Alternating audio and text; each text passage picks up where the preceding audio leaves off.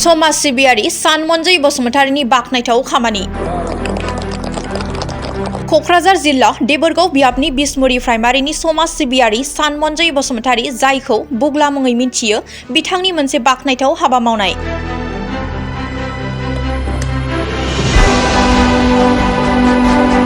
गावनि आखाइनि रां बाहायनानै सोनाब बिसमुरि गामिनि लोक्षि गार्जा थानसालियाव बाउन्डारि वालजों लोगोसे टाइल्स लुफुंनानै होयो।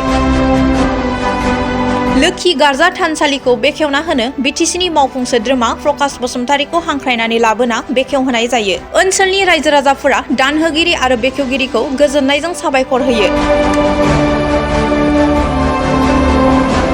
बोसोरै फालिबोनाय लोक्षि गार्जा फोरबोखौ समाज आरो संसार जानायाव खौसेयै गोजोनै फालिलांनो हाथों होननानै फोरमायो गामिनि गामि गोराया, लोगोसे दानहोगिरिखौ साबायखर होयो।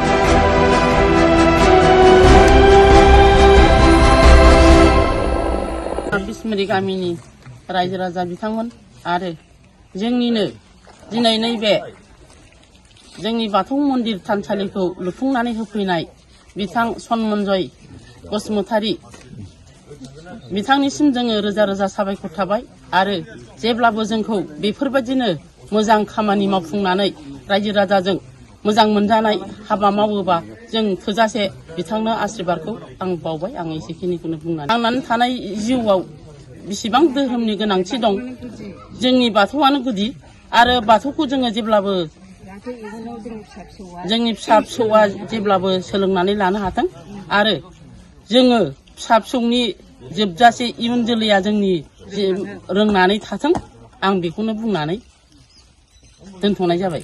बेखौनो बुंनो सानो गामिनि गावबुरा जानानै जोंनि सोनाब बिसमुरि गामिनि जे धोरोमारि फुजिग्रा गार्जासालि, बे गार्जासालिखौ जोङो रायजोआ नैबे मन्दिरखौ लुफुंनाय जादों।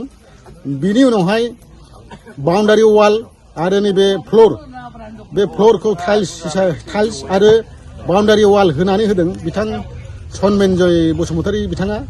दा बिनि थाखाय जोङो बिथांनिसिम रोजा रोजा साबायखर जासियो आरो बे गार्जासालि थानाव जोंनि रायजो राजाफ्रा फुजा फाथालि होनानै जोङो गोजोनै संसार जानो हायो, जेबो बेमार आजार जायालासे जोङो सुखि संसारै बा दावराव दावसि गैयाजासे, हेंसा हेंसि गैयाजासे जोङो ग्रोम ग्रोम ज' ज'यैनो जोङो नैबे गार्जा फुजा बा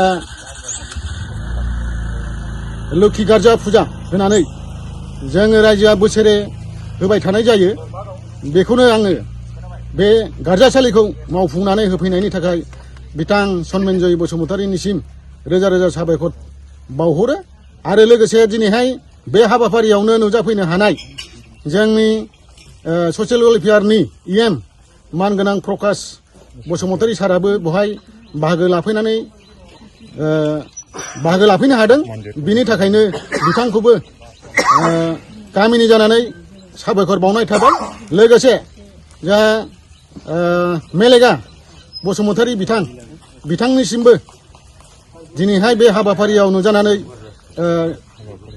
बाहागो लाफैनायनि थाखाय, हाबाफारिखौ मावफुंनानै होफैनायनि थाखाय बिथांनिसिमबो रोजा रोजा साबायखर बावहरनाय थाबाय। बेखिनिखौनो साबायखर बावनानै दिनैनि आंनि नोंथांमोननि बे मिडियानि सिगाङाव फंनैसो बिबुंथि होनायखौ बेयावनो फोजोबबाय।